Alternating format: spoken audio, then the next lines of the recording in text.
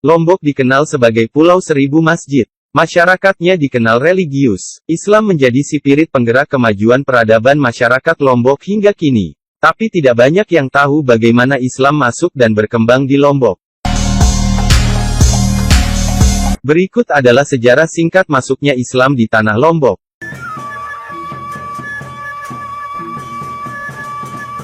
Agama Islam masuk di Pulau Lombok kira-kira abad ke-16 M, dan penyebarnya yang terkenal adalah satu ekspedisi dari Jawa di bawah pimpinan Sunan Prapen, salah seorang putra Sunan Giri, salah satu dari 9 wali Songo.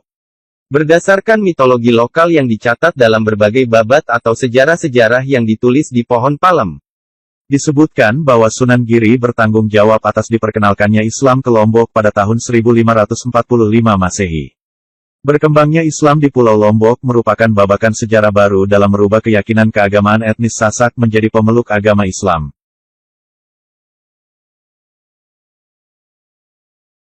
Sunan Prapen tiba di Labuan Carik, Pantai Anyar, dan sekarang menjadi Kecamatan Bayan. Menurut sumber lain, Islam masuk ke Lombok melalui sebelah utara, Bayan, atas instruksi Sunan Pengging dari Jawa Tengah kira-kira awal abad 16. Terlepas dari berbagai versi tentang masuknya Islam ke Lombok, yang jelas bahwa Islam datang melalui Jawa dan tiba pertama kali di Lombok bagian utara. Inilah pendapat mayoritas ahli sejarah.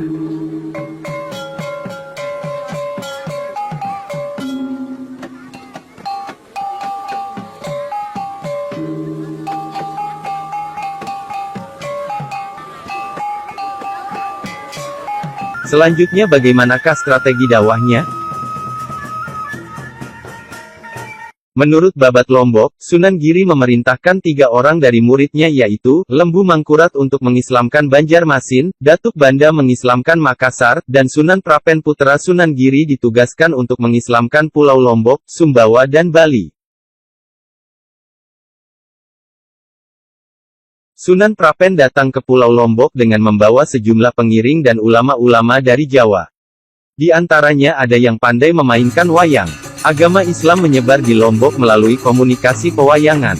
Wayang Lombok menceritakan tentang pahlawan Islam seperti Amir Hamzah, Sayyidina Umar bin Khattab, lakon Perang Badar yang terkenal dengan sebutan Awang Media, Sayyidina Ali bin Abi Thalib yang dilukiskan sebagai Selander Alam Dahur, dan Abu Lahab si tukang fitnah dinamai Baktak.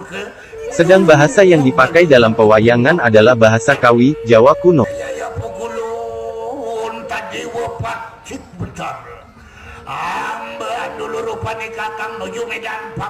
Orang pertama yang bersedia menerima ajaran Islam saat itu adalah Raden Mas Pahit, yang selanjutnya diikuti oleh sebagian besar rakyatnya.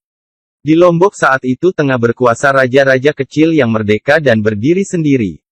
Meskipun secara formal raja-raja kecil itu tergabung dalam 2 buah hegemoni yakni Kerajaan Bayan dan Kerajaan Selaparang. Tercatat dalam sejarah bahwa dinasti Selaparang yang pertama kali menerima Islam. Upaya mengislamkan raja-raja di Lombok tidak mengalami kesulitan, karena dengan menceritakan bahwa raja-raja di Jawa sudah memeluk Islam, maka mereka dengan senang hati juga memeluk agama Islam. Hal ini disebabkan raja-raja di Lombok mempunyai hubungan pertalian darah dengan raja-raja di Jawa terutama Kerajaan Majapahit. Hal ini dapat dibuktikan dengan silsilah yang ada, entah lain yang dapat disaksikan sampai sekarang adalah nama beberapa desa dan kota di Lombok banyak yang mempunyai nama yang sama dengan desa dan kota di bekas wilayah Kerajaan Majapahit di Jawa, seperti Surabaya, Kediri, Kuripan, Gresik, Wanasaba, Wonosobo, Mataram dan lain-lain. Demikian sejarah Islam di Lombok bagian pertama.